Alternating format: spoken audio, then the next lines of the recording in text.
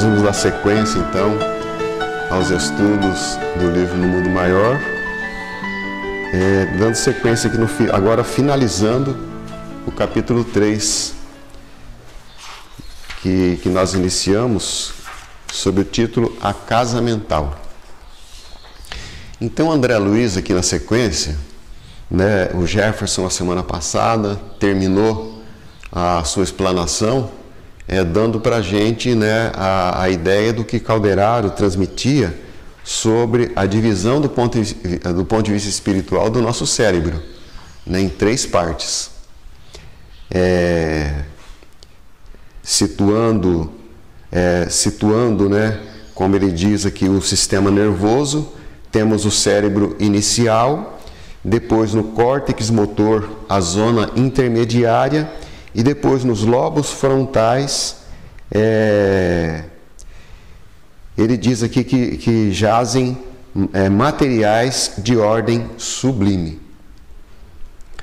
Então, o André Luiz, ele vem aqui ressaltar a grandeza de Calderaro, desse espírito, né, na tarefa de auxiliar o entendimento das pessoas, né. Ele diz aqui: os esclarecimentos singelos e admiráveis empolgavam-me. Calderaro era educador da mais elevada estirpe.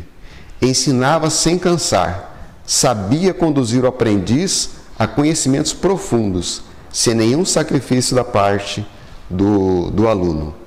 Apreciava-lhe eu a nobreza quando prosseguiu, fim do breve intervalo. Então é tão bonito, né, quando a gente vê uma declaração dessa, né?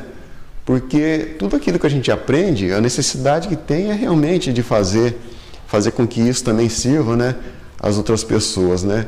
Quinta-feira mesmo, nós fomos aqui no Centro Espírita de Mirassol, aqui no Centro Espírita Allan Kardec, e no final da palestra, uma senhora nos procurou, e ela estava tão desesperada pela próxima desencarnação do pai. E algumas coisinhas, sabe, que a gente falou assim, sem pretensão nenhuma, parece que mudou todo o semblante da pessoa, de entender aquela situação. E no outro dia ela nos manda uma mensagem, né, se referindo àquela situação e agradecendo pelas palavras que às vezes eu nem lembro que eu disse para a mulher. Mas isso é gratificante para a gente, né, e faz entender que a doutrina espírita traz uma luz assim muito grande, né? E que essa luz a gente consegue repartir, né? Essa luz fez com que a gente clareasse o nosso entendimento e faz com que a gente consiga, né, também conduzir isso, né, aos corações das pessoas também, né? E Calderaro vem dizer para nós aqui sobre essa estrutura espiritual do nosso cérebro.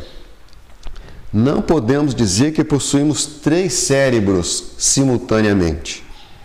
Temos apenas um, que se divide em 3 regiões distintas. Tomemo-lo como se for um castelo de 3 andares. Aí ele vai fazer uma figuração para nós aqui da estrutura do nosso cérebro do ponto de vista espiritual, né? Um castelo de 3 andares. O primeiro, situamos a residência dos nossos impulsos automáticos, simbolizando o sumário vivo dos serviços realizados. Eu sempre entendi essa figuração aqui do Calderaro como se a gente enxergasse assim um edifício de 3 andares, mas contando com um porão. O porão, o primeiro andar e o andar superior.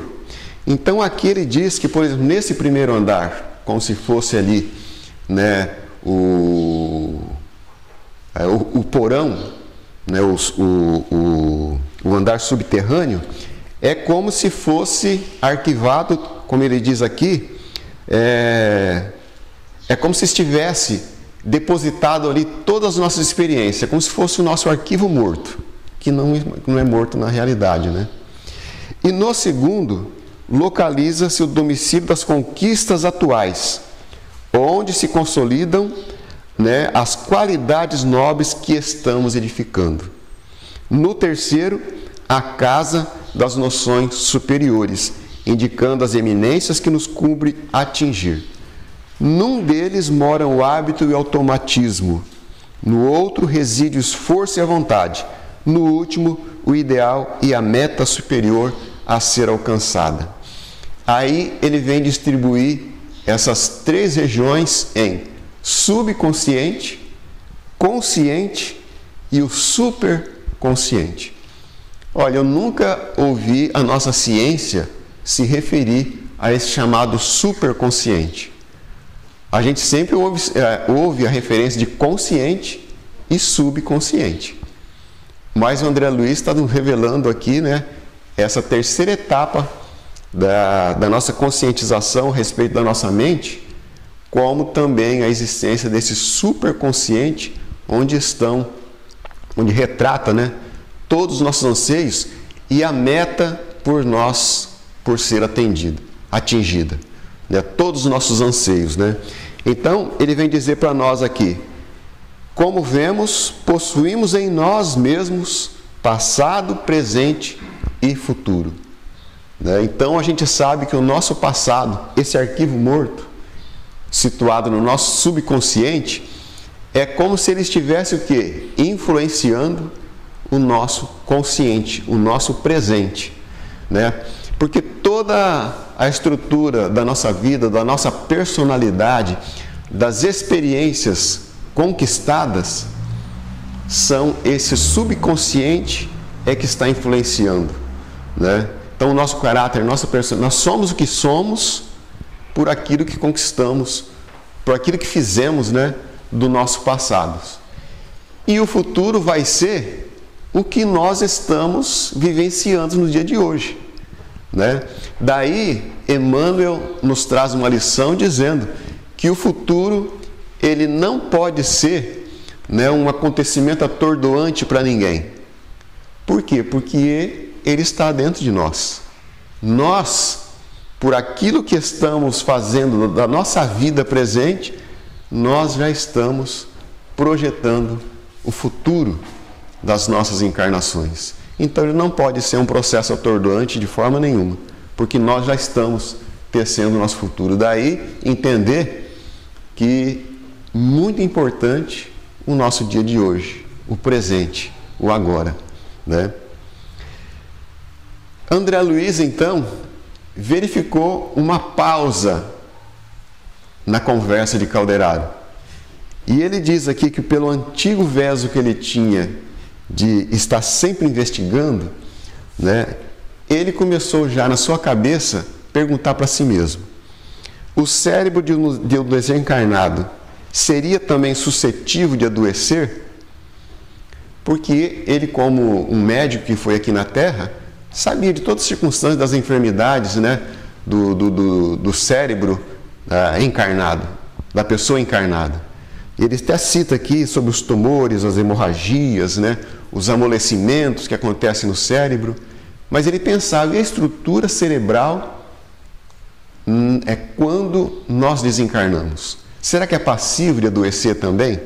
Não chegou a fazer a pergunta, porque o Calderaro já registrou seus pensamentos e já disse para ele: não vamos discutir as moléstias físicas propriamente ditas. Aí o Calderaro cita, né, alguns estudiosos da psicologia humana, como Paul Broca, como Wagner, Jaurès, deve ser essa linguagem realmente, né, que todos esses pesquisadores trabalharam na investigação, né, sobre as causas das doenças mentais, né? E aí ele vem e diz que diante de todo esse estudo realizado por essas pessoas, se tira a perfeita conclusão, né, da impossibilidade da psicologia equilibrada sem a fisiologia harmoniosa na esfera da ciência humana. Então, às vezes, por exemplo, nós podemos ter a encarnação de um espírito altamente inteligente, mas às vezes, né, o planejamento da existência para aquele espírito foi dotado, às vezes, assim, de algum acanhamento na área cerebral, e ele não consegue então transferir toda aquela inteligência que ele possui, que é dele, mas não se manifesta, né, na sua própria encarnação. Ou até mesmo algum problema de vícios ou de desequilíbrios mentais que nós carregamos, e isso vem afetar realmente a fisiologia e a estrutura, né, da nossa área cerebral. E isso faz com que também a nossa psicologia se altere, né? Com certeza isso acontece, ele diz. Ele diz que isso é tudo caso pacífico realmente, né? Indagas, diz Calderaro, se a mente desencarnada pode adoecer? Que pergunta! Cuidas que a maldade deliberada não seja moléstia da alma? Que o ódio não constitua morbo terrível? Supões, porventura, que não haja vermes mentais da tristeza e da inconformação? Então, tudo isso é suscetível, né, de ser, como que se diz aqui, doenças espirituais, né, doenças da própria alma, todas essas questões, né? Aí ele vem se dirigir retratando a condição dele e de André Luiz. Embora tenhamos a felicidade de agir num corpo mais sutil e mais leve, graças à natureza dos nossos pensamentos e aspirações, já distante das zonas grosseiras da vida que deixamos. Então, tanto ele quanto André Luiz, né, já superaram essa fase. Nós lembramos que André Luiz passou, depois da sua desencarnação, passou aquele momento de 8 anos, né, radicado às zonas menos felizes, depois sendo socorrido, né, na cidade do nosso lar, fazendo um trabalho de reajuste espiritual, e agora André Luiz já está nesse trabalho de aperfeiçoamento das suas condições, né, procurando retratar as necessidades que ele tinha de trabalho, né, de se envolver em conhecimentos, porque ele tinha essa necessidade, sabia da necessidade que enxergava no plano espiritual de estar socorrendo, né, as pessoas menos felizes, né? Então, o Calderaro ainda diz para ele: constitui-nos incessante trabalho a conservação de nossa forma atual, essa estrutura espiritual que eles tinham, né? É necessário incessante trabalho de conservação, a caminho de conquistas mais alcandoradas.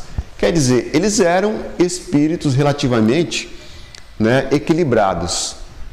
Mas o Calderaro diz que isso precisa de incessante trabalho de conservação.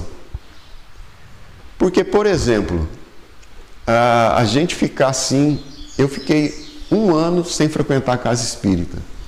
Por fim, a minha mulher chegou para mim e disse: olha, pelo amor de Deus, procura um centro espírita aí para a gente frequentar, porque desse jeito não está dando certo. Porque a gente vai perdendo realmente aquele lastro, né? Aquela afinidade com os conhecimentos que a gente adquire aqui, né? Se a gente não ficar ali com os livros, as palestras, os estudos, né? Isso faz muito bem para a gente estar realizando esse trabalho de conservação da nossa condição. Porque Jesus diz na prece Pai Nosso: e nos livra de todo mal. Porque o mal, ele não foi extinto na nossa condição, ele existe. As raízes ainda existem dentro de nós. Eu me recordo de um dos livros da dona Ivone do Amaral Pereira, que lá ela retrata que um padre, né, porque uma pessoa que é muito estudiosa, sabe que padre estuda muito, né, e tem acesso às informações do Evangelho de Nosso Senhor Jesus Cristo. Esse padre, numa condição, ele se tornou obsessor de uma criatura, levando essa criatura ao suicídio. Então a gente vê, pode notar. E eu lembro que nesse livro lá, o Espírito Charles até faz uma ressalva, que todos nós podemos cair nessa condição, se a gente não estiver fazendo esse trabalho aqui, olha, de conservar realmente, estar alimentando o nosso entendimento e a nossa condição espiritual. Olha o que ele diz: não podemos descansar no processo iluminativo. Cumpre-nos purificar sempre, selecionar pendores e joeirar. Acho que vai ser bom ligar o ventilador aqui. Joeirar concepções, de modo a não interromper a nossa marcha, né? Selecionar pendores.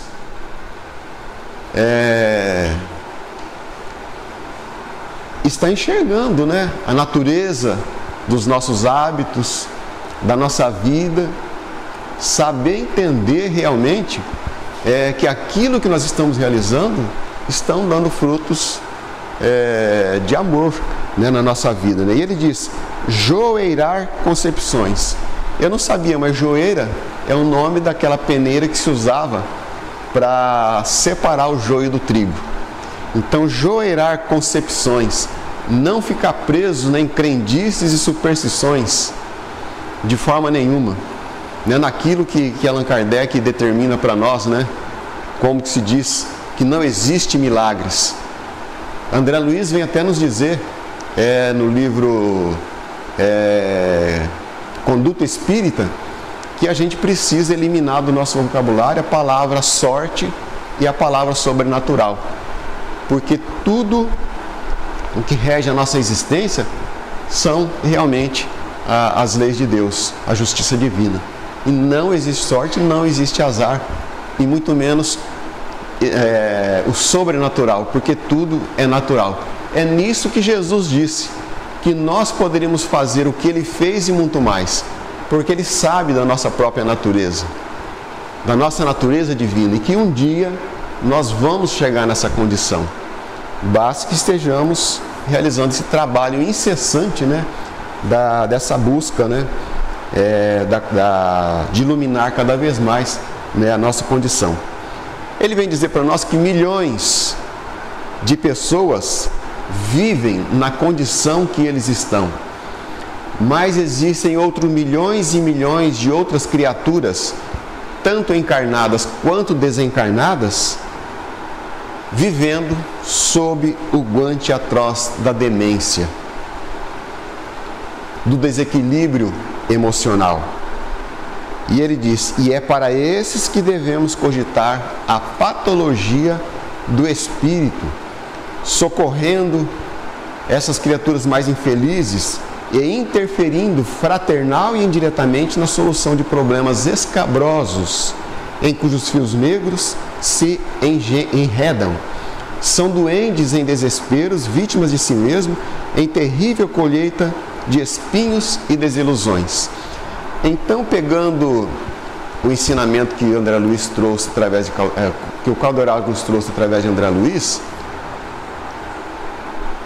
o nosso passado governa o nosso presente. Então, às vezes, nós vemos uma pessoa extremamente mergulhada num estado de angústia, né, de depressão, e isso nada mais é do que o passado que está vivo na consciência das pessoas. É porque esses nossos irmãos ainda não souberam compreender quando Jesus buscou aquela senhora que foi pega em adultério, né? Depois do ensinamento lá, atire a primeira pedra que estiver isento de pecado. Ele disse àquela criatura: vá e não peques mais. Então, com Jesus é assim que funciona. O nosso passado é doentio, é sombrio, como está dizendo aqui Calderaro, é escabroso, não tem importância. Já foi, já passou. Nossa condição foi aquela. Agora, com o nosso coração iluminado pelo Evangelho de nosso Senhor Jesus Cristo, é daqui para frente agora. É aquilo que Jesus diz: não vamos buscar alimentar esses mesmos desequilíbrios, né? Por quê? Como ele diz, as pessoas estão na colheita de espinhos e desilusões. Então isso é um fato realmente. As pessoas vão ter que colher o que plantou, mas é necessário nós compreendermos essa situação, e é isso que às vezes leva muitos desequilíbrios que nós vemos à nossa volta, né, nos dias de hoje. Eu participei de um trabalho um trabalho voluntário aqui no Hospital Bezerra de Menezes, e certa feita uma senhora foi internada lá e ela gritava ininterruptamente. Gritava.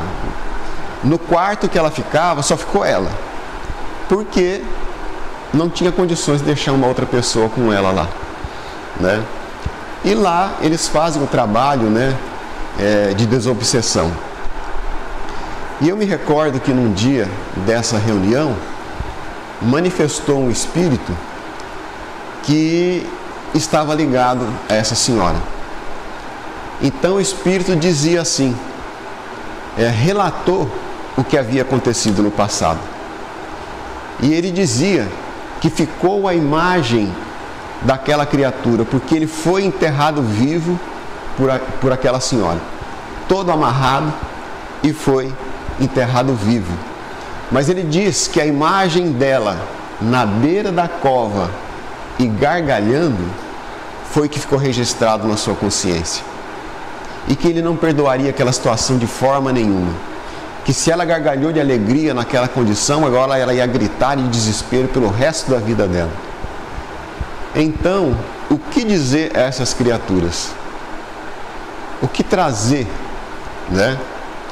Então a gente lembra, né, que até a pessoa que fazia ali o esclarecimento do espírito disse a ele: nós esperamos que um dia a compaixão venha bater no seu coração, venha traduzir os ensinamentos de Jesus, trazendo conforto ao seu coração e entendendo que essa senhora não foi inimiga, mas sim uma pessoa necessitada e envolvida nesse clima espiritual tão desastroso que hoje traz as consequências do passado na sua própria existência, né? Então, tanto quanto o encarnado quanto o desencarnado, como nós estamos vendo aqui na lição do livro, que é isso que retrata, né? O desencarnado influenciando o encarnado nessa condição, são pessoas que trazem o cunho da necessidade realmente do esclarecimento e da vivência cristã, né? Na sequência aqui, o Calderaro diz: o corpo perispiritual humano, vaso de nossas manifestações, é por ora a nossa mais alta conquista na Terra, no capítulo das formas. Para as almas esclarecidas, já iluminadas, de redentora luz, representa ele uma ponte para o campo superior da vida, vida eterna, ainda não atingido por nós. Quer dizer, eles estão numa condição, né, ainda intermediária, né? E para os espíritos vulgares é a restrição indispensável e justa para as consciências culpadas. É cadeia intraduzível, pois, além do mais, registra os erros cometidos, guardando-os com todas as particularidades vivas dos negros momentos da queda. É a situação que nós acabamos de trazer referência, né? Tanto encarnados quanto desencarnados estavam ainda situando o passado que ocorreu, né, essa tragédia, né, mas que governava o presente dessas criaturas, né? O gênero de vida de cada um no invólucro carnal determina a densidade do organismo perispirítico após a perda do corpo físico. Então, diante da natureza, né, daquilo que a pessoa é na sua condição, vai ser realmente a estrutura do corpo espiritual, ou denso, escuro e pesado, ou luminoso, sutil e leve. Ora, o cérebro é o instrumento que traduz a mente, manancial de nossos pensamentos. Através dele, pois, unamo-nos à luz ou a trevas, ao bem ou ao mal. E André Luiz prossegue. Percebendo a atenção que lhe seguia os preciosos esclarecimentos, Calderaro sorriu significativamente e prosseguiu. Compreendeste? E agora ali, examinando aquelas duas criaturas que estavam ali à frente deles, encarnado e desencarnado, né, o Calderaro então diz: examinamos aqui dois enfermos, um na carne e outro fora dela. Ambos trazem o cérebro intoxicado, sintonizando-se absolutamente um ao outro. Espiritualmente, rolaram do terceiro andar, onde situamos nossas concepções superiores, e entregam-se ao relaxamento da vontade. Deixaram de acolher-se no segundo andar, no consciente, no presente. Caíram destarte na esfera dos impulsos instintivos, onde se arquivam todas as experiências da animalidade anterior, no subconsciente, no passado. Odeiam-se reciprocamente, desesperam-se, asilam ideias de tormento e aflição de vingança. Em suma, estão loucos, embora o mundo não lhes vislumbre o supremo desequilíbrio que se verifica no íntimo da organização perispiritual. Dispunha-me de desfiar longa lista de perguntas alusivas às duas personalidades em foco, mas o interlocutor iniciou o serviço de assistência direta e, impondo a destra no lobo frontal esquerdo do doente encarnado, falou-me afável. Cala-te, amigo. Tuas ansiosas indagações. Acalma-te. No transcurso de nossos trabalhos, explicar-te-ei quanto estiver ao alcance de meus conhecimentos. Então, o Calderaro, o André Luiz, como ele está dizendo aqui, era uma pessoa muito ansiosa, de querer saber. E o Calderaro então disse: olha, acalma, aquieta-te, que no transcurso de tudo aqui vai ser tudo esclarecido aqui, às vezes nós somos assim, um pouco assim também, E é necessário compreender realmente que a vida prossegue respeitando sempre, o planejamento das leis divinas em tudo que rege a nossa existência. E tudo conspira ao nosso favor, com certeza. Que Deus nos abençoe hoje e sempre.